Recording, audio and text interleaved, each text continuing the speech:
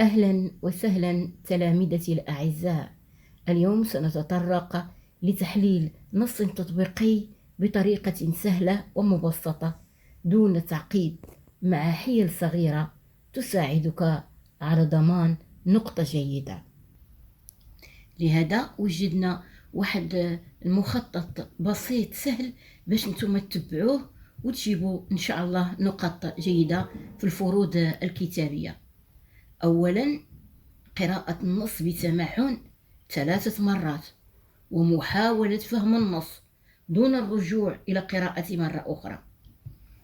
ما تفكر حتى شي حاجة، ما تشغلش راسك بالأسئلة، فكر غير في النص، خاصك تفهمو مزيان لأن فهموه هو اللي غيساعدك. ثاني خطوة وهي أننا ضروري وليداتي نحدو نوعية النص. كيفاش غادي تحدوا نوعية النص؟ تقولوا لينا واش هو سردي ولا حجاجي ولا وصفي. حنايا في هذه الدورة، في هذه الفروض الكتابية اللي جاية، عندك يا إما سردي يا إما حجاجي يا إما وصفي، 3 صافي. شنو هو السردي؟ السردي هو فيه الكاتب كيحكي، كيعاود شي حاجة وقعات ليه، لأن السرد هو الحكي. بحال مثلا انت مني كتوقع لك شي حاجة كتحكيها لسي صاحبك، أي كتسردها على صاحبك. الحجاجي هو أنه كتكون فيه الأدلة والحجاج والكاتب كيبغي يقنعك بأي طريقة، كنقولوا ليه النص حجاجي. بالنسبة لوصفي، راه الكاتب كيوصف يا إما كيوصف مكان وإما كيوصف شخص. إلا كان كيوصف مكان راه كيوصفه بدقة، الشكل والهندسة، الأزقة، الدروب، الأحياء إلى آخره. ولا كان شخص راه كيوصف لي حالته الجسدية والنفسية والاجتماعية. نمر إلى ثالثا، الخطوة الثالثة هي أنهم كيطلبوا منك تحدد مجال النص. كيفاش تحدد مجال النص؟ شنو هو الموضوع اللي كيتكلم عليه؟ ما موضوع النص؟ علاش كيدوي النص؟ وغالبا مني كنبغي انا نجاوب على هذا السؤال، انا كنجاوب عليه غير بكلمه واحده، حيت هذا المجال اللي كيدخل فيه هذا النص يقدر يكون اجتماعي، يقدر يكون اقتصادي، يقدر يكون ديني، ويقدر يكون وطني. انا غنقرا النص ونفهم علاش كيدوي، غادي نحط. وهما غالبا وليداتي كيعطيوكم هاد الخانات وكيقولك ضع علامه فيها.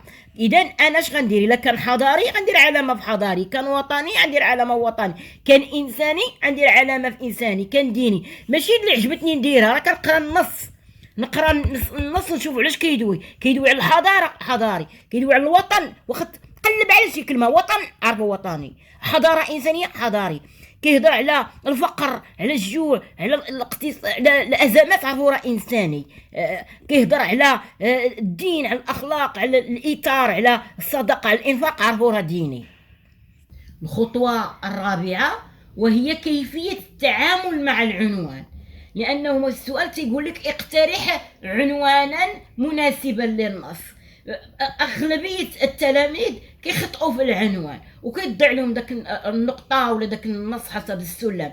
اذا انا الا بغيت نقترح عنوان النص ماشي اي حاجه كلمه في النص كنحطها، لا، راه انا كنقرا النص مزيان من البدايه وكنعرفوا علاش كيتكلم. مني كنعرفوا علاش كيتكلم كنقترح عنوان ديالو. مثلا هذا النص فيها ناس هجروا من المدينه الى القرى. علاش هجروا؟ لانهم خافوا من الحرب. اذا المساله فيها حرب، فيها استعمار، فيها حرب، فيها ازمات. اذا انا اش غادي نقول العنوان الحرب، لان كيهضروا على الحرب او نتائج الحرب، شوف الى اخره. اذا خاص العنوان راه انا كناخذو من مضمون النص، تنفهم علاش تيدوي النص.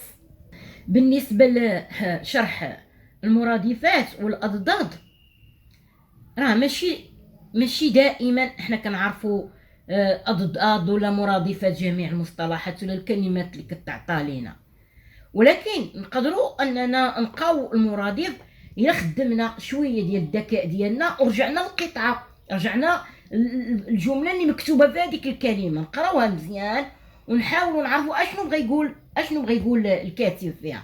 من هنا نقدر انني نستخلص المرادف غير من السياق، غير من فهم اش بغى يقول لنا الكاتب. بهذا كنضمن انني قدرت انني نجاوب على هذا السؤال. وكذلك الضد، دائما الضد مثلا يسارة يا عسارة، عسر يسر عسر. كنتذكر شي كلمات بعض المرات كتكون مطابقة على حياتنا اليومية ولا علاقتنا بالمواد الأخرى. مثلا وليداتي عندنا واحد المثال بسيط نعطيه لكم. كونك انك تقدر تلقى المرادف غير من القطعة. شوفوا اشرح. مثلا قالوا لك اعطينا بالمرادف كلمة يضاهيها. مرادف يعني كلمة بحالها. انا غنجي القطعة ونبقى نقرا حتى نلقاها ونقيسها لا يضاهيها. اش غادي ندير؟ ماشي نقرا لقدام، خاصني نقرا الاول الجملة باش نفهم السياق. بسبب الحرب كانت اسعار السوق السوداء تسابق الخيال في تصاعدها واخبارها على كل لسان وفي كل حديث لا يضاهيها في ذلك إلا انتصارات الألمان المتتابعة.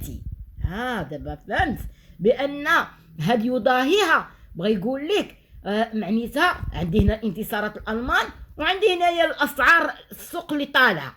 إذا أسعار السوق شكون لك تقد هي وياها تقد أخبار انتصارات الألمان. لهذا غير بسرعة أنني كنلقاها. بالنسبة وليداتي لأسئلة فهم النص هي مرتبطة بالنص.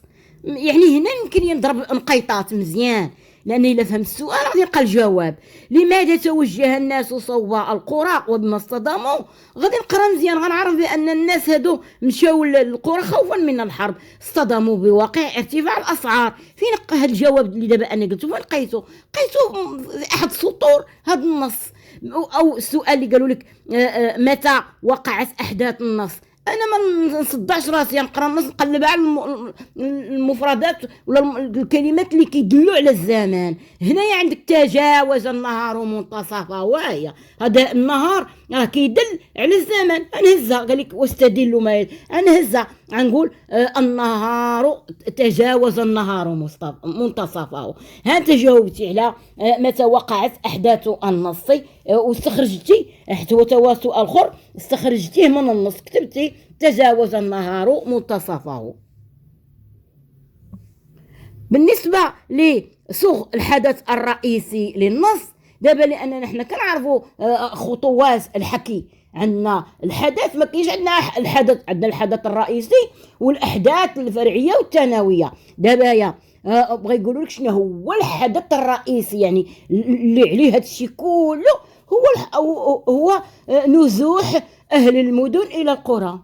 بالنسبه لاهم سؤال في محور القراءه هو التلخيص، لانه هو اللي في السلم التنقيط كيعطيوه نقاط يا اما 2 يا اما 3 يا اما 4. المهم هو اللي مهم، لانه هو اللي غادي يبين لي المصحح واش انت فاهم هذا النص ولا ما فاهموش، كيفاش غادي تلخصه وبمتناول ديالك باستطاعتك انك تربح هذيك النقاط الا خدمتي الحيله. لان شنو هي هذه الطريقه اللي غتخدمها انت؟ تقرا النص ورخصتك في المسوده تقسم النص الى فقرات، لان ملي كتقسم النص الى فقرات كتساعد على تلخيص النص. الفقره الاولى كتب اشنو فهمتي فيها، الفقره الثانيه كتب اش فهمتي فيها. غتلقى راسك درتي 1-2 جمل ولا حتى 3 جملتين او 3 جمل وهانت لخصتي النص وربحتي هذوك النقطات اللي هما اكبر واخدين الحصه من هذا فهم المقروء. بالنسبه اوليداتي للدرس اللغوي ما كاين ما نخبي عليكم. الفهامه لهاد الدروس اللي سبق لي انايا درت لهم فيديوهات وسبقوا الاساتذه ديالكم في المدارس ديالكم شرحوها لكم. رجعوا لكتبكم ورجعوا الفيديوهات اللي مشروع فيها اسم الفاعل وصياغته وصيغ المبالغه واسم المفعول وصياغته واسم الزمان والمكان، وفهم واحفظ القاعده. تحط القاعده قدامك وتحط الاسس ديالها والشروط ديالها، غيسهل عليك وليداتي تستخرج اسم الفاعل من القطعه واسم المفعول واسم الزمان والمكان. بالنسبه للتعبير والانشاء، اول حاجه وليداتي هي نقرا الموضوع قراءه جيده ونشوف شنو المطلوب مني، شنو بغاو، ونحدد نوع. خاصني من خلال وانا كنقرا نشوف واش هو وصفي ولا سردي ولا حجاجي. نرجع للموضوع. مثلا نفترض عطاوكم هذا الموضوع، قالوا لك صف وصفا. اذا هذا راه وصف، خاصني نختار معايير كتابة خطاب وصفي، المقدمة ديالو بوحدها والعرض والخاتمة. يقدر يعطيك مثلا سرد، باش نعرفوا انا سرد مني نقرا اكتب يومية تحكي. هذا التحكي دليل على ان هذا راه الخطاب هنا سردي. نتبع هنا في كتابة الموضوع خطوات كتابة نص سردي باش المصحح يعطيني نقطة زوينة. ويقدر يعطيني مثلا تعليق أعد قراءة النص قراءة متأنية واكتب تعليقا. غير نشوف التعليق ولا التعقيب أنا عارف الخطاب خطاب حجاجي. إذا هذه هي أهم خطوة، هي قراءة الموضوع وتحديد نوع الخطاب واحترام عناصر الموضوع. بالنسبة إلى احترام عناصر الموضوع، خاصني نحترم الخطوات ديال الموضوع، لأن أي موضوع عنده مقدمة وعنده عرض وعنده خاتمة.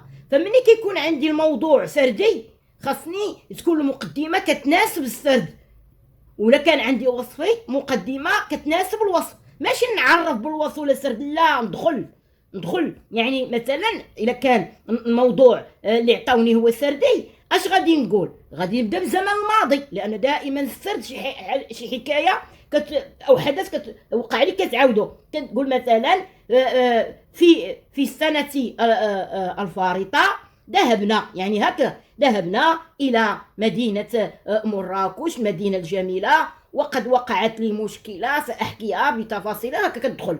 إذا كان وصفي كتقول نظمت مدرستنا رحلة إلى مسجد الحسن الثاني، كتدخل بهذه الطريقة. وعاد كدير الخطوات الأخرى. الحجاجي كتقول في ذات يوم أشعلت التلفاز فوجدت مناظرة بين طرفين يتحدثان عن الحرية، فأعجبني الحوار فقررت أن أتابعه وكتدخل. فكان الموضوع هو كتحدد الموضوع وكتدخل في العرض، كتطرح الأدلة ديال الطرف وأدلة ديال الطرف الآخر، كل واحد كيعطي الحجج الأدلة يدافع عن أطروحته والآخر يفندها. في النهاية كتعطي خاتمة. إذا كان سرد يعني كتعطي خاتمة وجود حل ديك المشكلة اللي وقعت لك، داك الحدث اللي وقع لك هو انفراج. كان الوصف انك نتايا كتعبر على تعلقك بهذاك الشخص ولا داك المكان اللي توصف فيه. كان الحجاج كتقول مع من انت، واش مع داك اللي قال لك الحريه هي دير اللي بغيتي ولا راه الحريه مشروطه بشروط. المهم انت كتعطي في النهايه ديالك رايك. غير طريقه صياغه الخاتمه تختلف من السردي الى الوصفي الى الحجاج. والى هنا اودعكم متمنيه لكم النجاح كل النجاح.